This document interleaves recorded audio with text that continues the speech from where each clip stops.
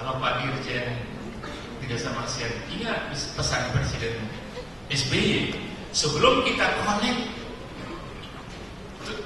connecting to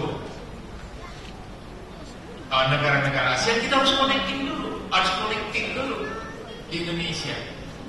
Apa yang kita bangun di Indonesia ini? Saya kira memang kalau kita mengatakan akan membangun jalan kereta api, akan membangun pelabuhan, akan membangun jembatan, akan membangun jalan raya, itu tidak mudah dan tidak bisa dalam waktu cepat. Diskusi kita tentang jembatan Selat Sunda, diskusinya saja belum clear. Padahal kalau itu nyambung, bisa kita bayangkan nanti ada kereta dari Banda Aceh ke Banyuwangi. Bisa bayangkan nggak? 10 hari naik kereta. Itu konektivitas. Anda bisa bayangkan, mungkin saya orang pertama yang pesan tiketnya barangkali ya. Saya ingat itu bahwa ada konektivitas di Eropa. Dari Cologne itu dulu ibu kotanya Jerman Barat, ke Moskow sana. Ternyata sekarang sudah connect ke Beijing melewati Siberia. Saya belum pernah sih ke sana ya. Saya bisa membayangkan seperti apa pemandangan yang kita lihat.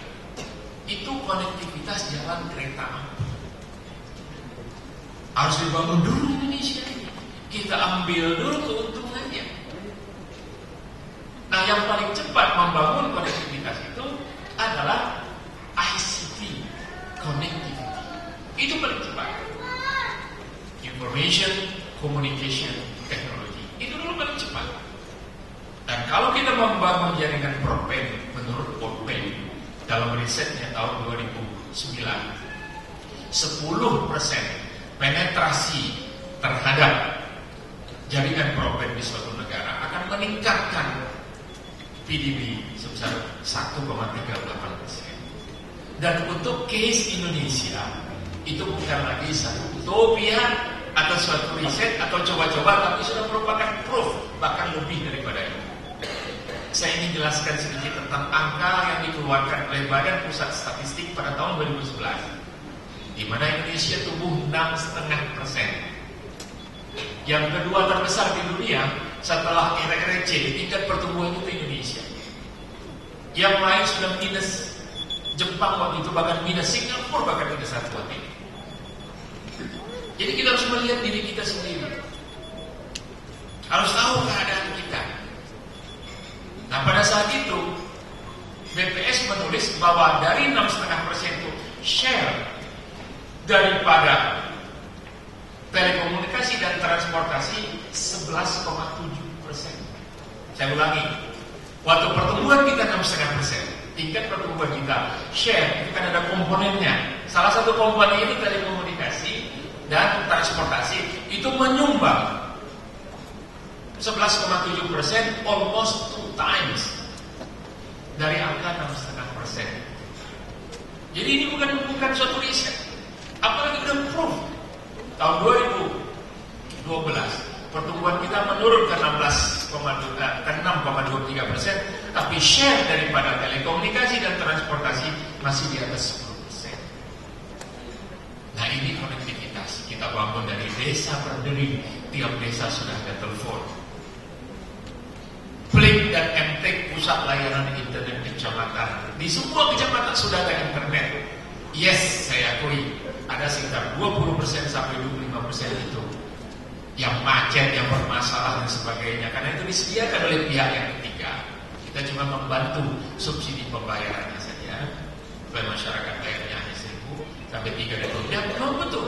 Tapi Anda lihat sekarang coverage daripada handphone, mobile phone di seluruh Indonesia itu sudah mencapai 94%. Anda ke Papua, Anda kemana saja, 94% itu connected already. Hanya 6% itu di daerah-daerah yang hutan rimba raya itu nggak koneksi. Saya bilang jangankan di hutan rimba raya, Anda di Jakarta saja berebut layanan satu BTS saja bisa jadi Anda putus-putus kan. Dia signal pun di jalan di BTS ini Anda masih di servis, pas masuk BTS berikutnya ternyata full capacity, Anda diputus di situ kan, nanti nyambung lagi.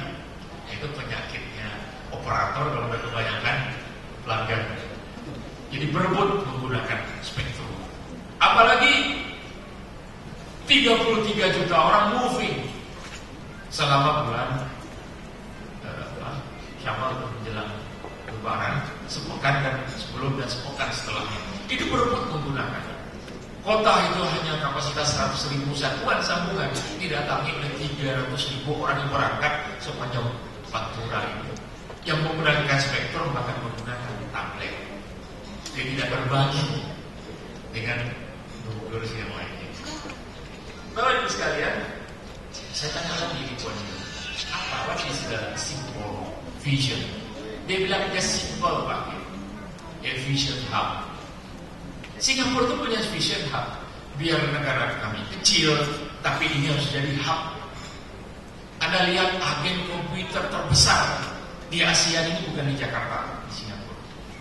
Agen mesin-mesin berat itu bukan di Jakarta, di Singapura. Anda boleh batik punya Bunaken, Anda boleh punya Bali, Anda boleh punya Danau Toba, Anda boleh punya Danau Singkarak, Danau Maninjau, Danau Batur dan sebagainya.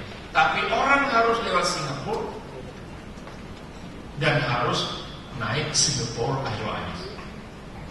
Nah, menurut armada penerbangan yang paling canggih, yang menurut pengakuan Ikuan itu Singapore Airlines. Memang layanannya agak beda Singapore Airlines. Ini bukanlah mata kita. Bagaimana negara sekecil Singapura dengan keunggulan SDM mengambil suatu teori brain drain. Mungkin gak banyak yang tahu brain drain. Saya baca artikel ini tahun 80 di harian Kompas. Brain drain adalah kanal intelektual yang juga sudah dilakukan oleh Amerika Serikat dan negara-negara Eropa. Jadi dari negara-negara kita, karena mereka nggak semuanya juga pintar, tapi bagaimana merekrut para intelektual yang ada di Indonesia, sehingga otaknya, brain ini bisa dipakai.